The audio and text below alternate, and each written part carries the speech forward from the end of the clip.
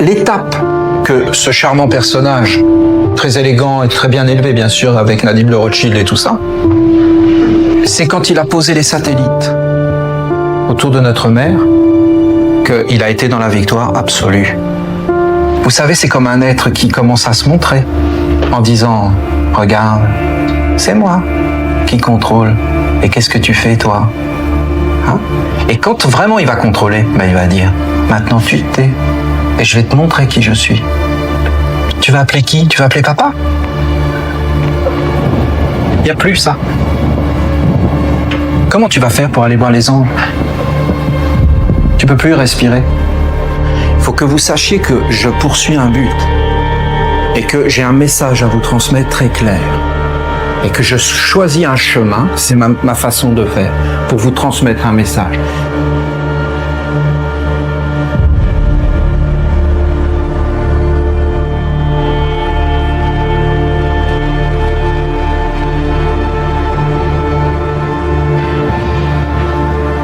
Avant qu'une partie seulement du 3e millénaire de l'ère post-chrétienne, c'est-à-dire après le christianisme, se soit écoulée, il y aura à l'ouest une incarnation véritable d'Ahriman.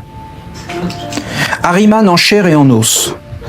L'humanité sur Terre ne peut pas échapper à cette incarnation d'Ahriman, elle va inévitablement survenir. Donc en 1920, il explique que après l'an 2000, dans le 3e millénaire de l'ère après le Christ, Ahriman, c'est-à-dire le côté satanique, va prendre un corps physique en chair et en os et qu'il va s'incarner et qu'on peut faire tout ce qu'on veut, on ne pourra pas l'empêcher parce que c'est écrit.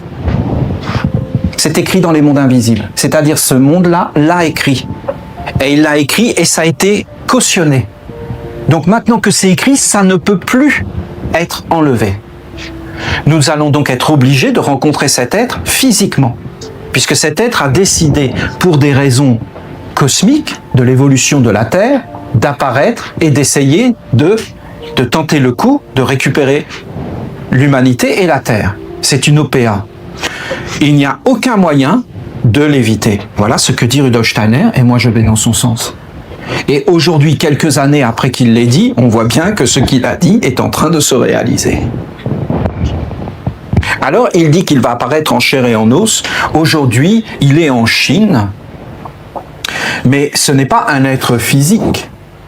Il ne va pas apparaître un homme, comme il le laisse entendre. C'est pas un homme qui va apparaître et qui sera l'incarnation du principe satanique. C'est une communauté d'hommes. C'est un principe. Il va être un égrégore non spirituel, mais matériel, à travers des machines, qui vont gouverner les hommes et leur dire ce qu'ils vont faire. Et cette chair et ce sang, c'est que l'homme va devenir une biomachine.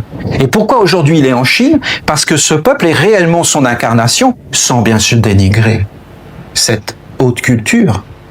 Hein, on est bien d'accord, des Chinois et toute leur tradition grande et le respect qu'on peut avoir envers Lao Tse et toute cette philosophie, mais ce principe du communisme, tel qu'il est pratiqué en Chine, où l'État est tout puissant, où l'État dirige la religion, un peu comme ici d'ailleurs, et avec leur technologie, ils sont en train de faire perdre la valeur des choses. Tout est jetable. Ils ont imposé des restrictions familiales, ils maîtrisent tout. Les enfants, les hommes se donnent entièrement à l'État et vivent uniquement pour lui. Il n'y a que l'État qui est roi. Alors, en réalité, ils envahissent le monde d'une façon tout à fait consciente, parce que le communisme déteste, c'est des combats. La philosophie du capitalisme, de la libre entreprise, de posséder les choses soi-même, ils ne veulent pas. Alors, ils ont saboté le savoir-faire, l'artisanat, le travail, des choses bien faites qui a de la valeur. Le sens de l'argent, le sens de tout ça, et on est submergé de produits qui ne valent plus rien.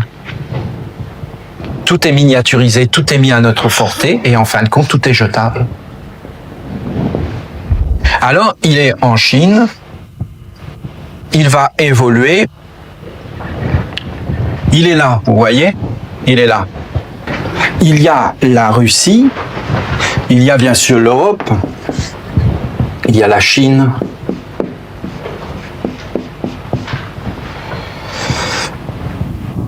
il y a les pays arabes, on va dire l'Afrique. Et il y a bien sûr les États-Unis d'Amérique. Et il y a ici au centre l'Égypte, qui va être le grand pays du futur. C'est l'Égypte qui gouvernera le monde. C'est une coalition. C'est lui. C'est son signe. C'est le futur. Il va s'emparer de ces mondes. Ils vont se combattre. Mais en réalité, ils vont tous aller dans le même sens. Et ils vont tous être des serviteurs de lui. Et lui divise pour mieux régner, mais il est caché derrière. Et tous ces mondes vont s'harmoniser et vont être l'intelligence de demain. Et quand Rudolf Steiner parle de l'incarnation de cet être, vous avez le signe de l'incarnation de la volonté, c'est lui qui va diriger. Et il va diriger de cette façon en unissant ses peuples et ces mondes sous son gouvernement. Tout ce que nous avons apporté, nous les fils d'Enoch, les Esséniens, à travers les siècles, il va le détruire. Il va tout détruire, toutes les religions. Les seuls qui vont résister, ce sont les Arabes. Les seuls au monde qui vont résister sont les Arabes, l'islam. Personne ne pourra enlever l'islam, il n'y arrivera pas. Donc les Arabes vont devenir le peuple le plus puissant du futur. Parce que tous les autres peuples vont abdiquer leur religion. Tous, leur religion sera morte. Alors que les musulmans vont la garder, envers et contre tous. Personne ne les fera plier. Personne. Personne ne fera plier les musulmans au monde. Alors que les chrétiens, les bouddhistes, on s'en fout. C'est qu'un bouddhisme. C'est un bout. Les Arabes. L'islam. Qui a donné l'islam? Gabriel. Qu'est-ce que Gabriel? La famille. Le côté social. De s'unir. L'amour. Que chaque être soit une mère pour l'autre.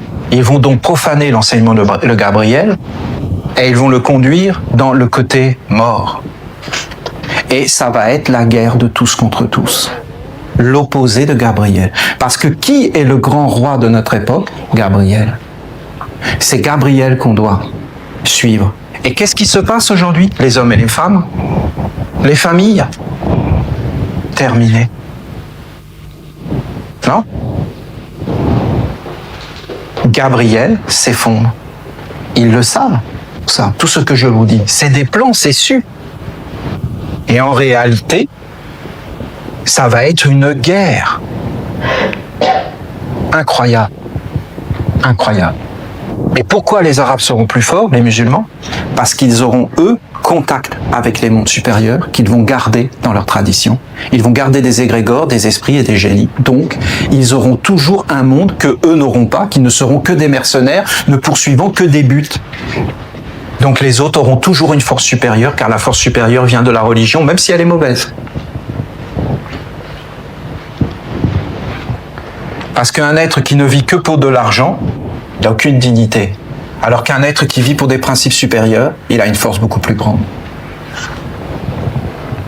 Alors c'est ça qu'il parle quand il dit qu'il va s'incarner en chair et en os. C'est quand il parle de l'Ouest, il parle de la Chine, mais en réalité, il va envahir le monde. Et ça va être ce pentagramme-là.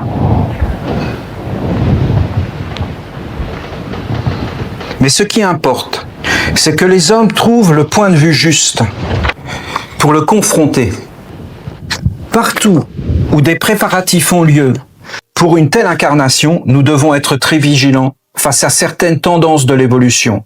Un être comme Ahriman, qui va s'incarner à l'Ouest dans les temps à venir, prépare son incarnation à l'avance. En vue de cette incarnation sur Terre, Ahriman dirige certaines forces de l'évolution de manière à ce qu'elles le servent le mieux possible. Un mal en résulterait si les hommes vivaient ces événements à moitié endormis. Incapables de reconnaître certains phénomènes de la vie comme des préparatifs pour l'incarnation d'Ahriman dans le physique. Je pense que ça parle de soi. On ne peut trouver l'attitude juste qu'en reconnaissant dans l'une ou l'autre série d'événements la préparation que fait Ahriman pour son existence terrestre, ce que nous dit la mère avec les téléphones portables, et des choses aussi banales aujourd'hui de notre quotidien, qui sont même plus des signes aujourd'hui. C'est le monde entier, là, est presque prêt à lui être donné. Ça vous va? Je continue? C'est bon? Il n'y a pas de problème entre nous? C'est un peu étrange tout ce que je vous dis. C'est d'ailleurs pourquoi j'ai pris la voix de Rudolf Steiner, c'est beaucoup plus fort. Je trouve, non? Cette incarnation d'Ahriman ne pourra pas être évitée. Elle est inévitable, car il faut que les hommes se trouvent face à face avec lui. Il sera l'individualité qui montrera aux hommes à quel niveau inouï d'intelligence ils peuvent parvenir. S'ils font appel à toute l'aide que les forces terrestres peuvent leur apporter pour développer l'intelligence et l'ingéniosité. C'est fort, non? On est subjugué par l'intelligence de l'homme et son ingéniosité. Il y a des accidents à Millau.